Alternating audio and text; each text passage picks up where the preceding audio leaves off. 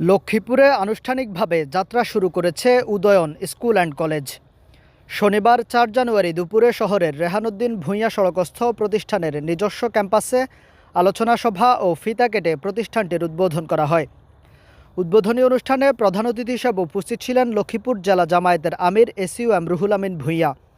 প্রধান আলোচক হিসেবে উপস্থিত ছিলেন লক্ষ্মীপুর জেলা বিএনপির সদস্য সচিব শাহাবুদ্দিন সাবু।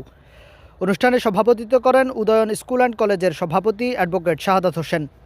উদয়ন স্কুল অ্যান্ড কলেজের অধ্যক্ষ সাংবাদিক সেলিমউদ্দিন নিজামীর সঞ্চালনায় বক্তব্য রাখেন বণিক সমিতির ভারপ্রাপ্ত সভাপতি মোহাম্মদ আব্দুল আজিজ।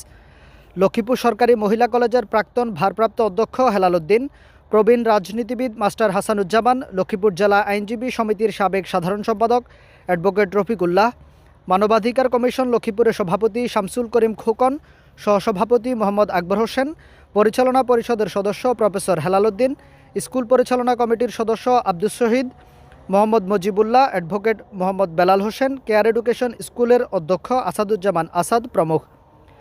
বক্তারা বলেন, লক্ষ্মীপুরে অনেকগুলো শিক্ষা প্রতিষ্ঠান রয়েছে, তার মধ্যে সেরা প্রতিষ্ঠানও রয়েছে।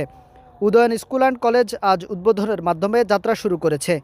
এখানের পরিচালনা কমিটির সদস্যবৃন্দ, শিক্ষক মণ্ডলী অভিজ্ঞ ও যোগ্যতা সম্পন্ন।